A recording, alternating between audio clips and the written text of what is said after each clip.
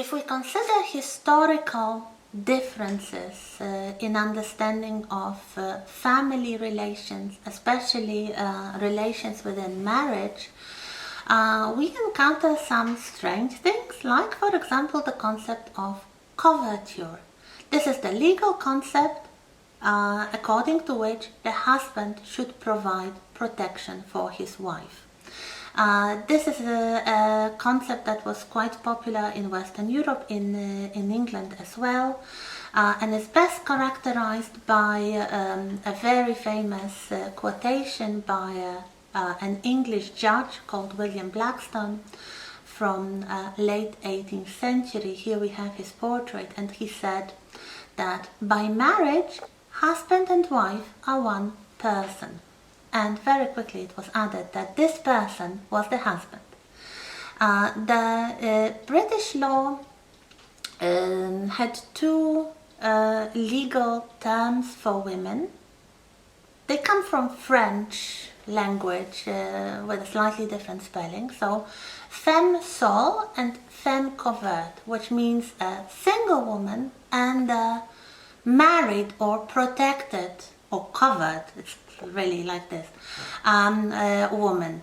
And the woman who had a husband, who was the femme couverte, could not do a lot of legal things. Like, she could not own property, she could not sign legal documents, she could not obtain education against her husband's wishes. So she could only continue her education if her husband allowed it. She could not keep a salary for herself if she worked for money. She could not decide where to live. So the moment she married, all these rights were relegated to the husband. In return, she did not have to testify at court against her husband, and he, the husband, was responsible for her debts. So this was the legal arrangement. As you can see, it was quite uneven, and especially if the relations between spouses were not the best, it could really put a woman at a disadvantage. And of course, the very idea of having legal protection is that the law would support you in case something goes wrong in your private life. So these arrangements were gradually changed, mostly in the 19th century, but also some of them lasted until the 20th century. According to Lawrence Stone, the modern family, as he understands it, was established around the middle of the 18th century in the British upper and upper middle class. What was important? The intensified affective bonding at the expense of kin and neighbors. So the emotions between husband and wife. The sense of autonomy, the pursuit of personal happiness. Weakening association of sexual pleasure with sin and guilt. So what we have is the result of the Enlightenment and the growing secularization of the society, so gradual lowering of the importance of religion. Growing desire for personal privacy. And as Stone proposes in his book, there are some things that are now more or less obvious for people, and they weren't always like that. So for example, what do you think of that? Marriage for property and not love is no better than prostitution. Or sex without love is immoral. Or personal happiness is the most important thing in life. According to Stone's research, most people, at least at the time when he was writing his book, so late 20th century, would agree that all these things are true. But it wasn't always so, and the forms of marriage changed in history. It doesn't mean that you could not find other personal arrangements, because probably you can find all kinds of personal arrangements at any historical moment, but only very few behaviors and modes of living are perceived as dominant and proper and advisable and good. And it really changes throughout history. So let us now quickly look at historical forms of family life in England as proposed by Lawrence Stone. So we have first the open lineage family, then the restricted patriarchal nuclear family, then the closed domesticated nuclear family, and the Victorian family in the 19th century, and it only leads us to the modern family now. So the open lineage family, as you can see, roughly between 1450 to 1630, was full of external influences. The external family, the grandparents, the aunts, uncles, cousins, the local community, so the neighbors. It was preoccupied with property and status, with very strong class endogamy, so you would marry within your social class, mostly. Most marriages, or almost all, were arranged by families, and the result was, for example, that rich widows were very valuable. If you had money, you had no problems finding another husband. The relationships between spouses were distant, the same between parents and children. This is the result of historical reality. This is the medieval family, living in the feudal society, and it only starts to change in the later 16th century, and it continues in the 17th century. So the time of the Civil War, the time of the Restoration, the time of the Puritan religion. Then we have the restricted patriarchal nuclear family, with more focus on the nuclear family, meaning the parents and children living together, while distant kin was less important. This is the result of the triumph of Protestant religion in England, and especially the Puritan version, very strict, very focused on moral personal life. The Civil War, which divided the families, also made, for example, the state more important in providing security. So people started to look to the state for personal security rather than the extended clan. We have the beginning of education and humanism, but for example, the discipline imposed on children is still very strong. Then in the 18th century, we have the new idea, the result of enlightenment and new philosophy, the closed domesticated nuclear family, making it even more withdrawn from the local community, so the nuclear family really becomes even more important. And the Enlightenment brings individualism and pursuit of happiness and desire for personal privacy.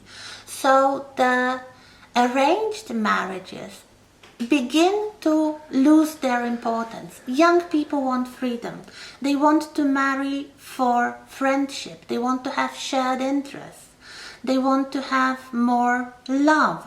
So the model of the companionate marriage arrives, in which people marry somebody they feel emotionally connected to.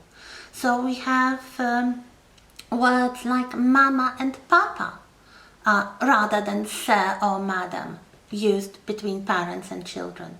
First names between spouses, rather than addressing yourself by husband or wife. This starts in the 18th century and lasts at least until the time of Victoria's accession, when new historical reality brings the changes in the dominant social modes. So first of all, we have a new dominant social class, the middle class. And people have to divide for work. So the divided spheres appear. Man goes out to work and the woman stays at home. That is why the role of the mother is given more attention and more moral value. The role of a woman as a mother is really put on the pedestal in the 19th century during the Victorian period. We have the urbanization. People start to live in the cities. People migrate from the country to the city. So we have the beginning of modern life with more involvement of the state in education, in protection against cruelty, in the legal arrangements concerning marriage, divorce, child custody and such things. The royal family, for the first time in history, here we have Queen Victoria and Prince Albert and 5 of their 9 children. They are looked up to as the moral example, as the model family. This is the first time in British history that the royal family is supposed to provide a moral ideal. Of course, this brought a lot of problems for the royal family in the 20th century. And if we look at the modern family, so basically the current dominant social model is, what do we have? The decline of the number of children because contraception and other things. The informal cohabitation without marriage, which is much more accepted than it was before. Illegitimacy, so having children without marriage, is much more accepted. The state involvement continues, and it's even greater through benefits and pensions and childcare provided by the state. The urban lifestyle is definitely even more explicit than in the 19th century, and religion is even less important. It starts really in the 18th century, but it gradually increases. So we have women's rights. The feminism, of course, had a result in the changing roles in the family, and more partnership in marriage. So as you can see, these things that we now more or less take for granted have historical reasons. The last few slides show some problems that are still connected with marriage or were recently connected with marriage. For example, the problem of interracial marriage. Should it be allowed? And as you can see, in relatively recent times, so already in the 20th century, there were laws against the so-called miscegenation, that is interracial marriage, prohibiting people marrying white people marrying black people, or Native Americans, or Jews, or gypsies. We have such laws in North America, especially against the African Americans and Native Americans. We have such laws in Germany, mostly against the Jews or gypsies, and in South Africa during the period of apartheid, so again against the black community. So this is one of the problems. Then we have 2 maps showing the prevalence of same-sex marriage and polygamy. The darker the area, the more liberal the law is concerning same-sex marriage and polygamy, that is marrying more than one person. As you can see, for example, in Africa, polygamy, and in the Arab Peninsula, polygamy is still allowed. not in other places. Same-sex marriage, quite the opposite. So you can see the United States and Western Europe and Australia and parts of the South America allow it. Vast areas of the world do not. The last thing here is about divorce in England. So some of these 19th century regulations concerning marriage, like the Matrimonial Causes Act, which allowed the civil divorce. Before 1857, you needed an act of parliament in each individual case of people who wanted to get a divorce. But the same rules for men and women who want to have a divorce were only introduced in the 20th century, in 1937. So now you can be divorced for the reasons of adultery, unreasonable behavior, if you can prove it, 2 years separation, or 2 years desertion, but only if one party consents to separation, 5 years of separations are needed. And the last thing really, divorce is still illegal in Vatican and the Philippines, and Malta allowed it only in 2011. So you can see it's not that obvious. And next week we continue about parenthood. Thank you.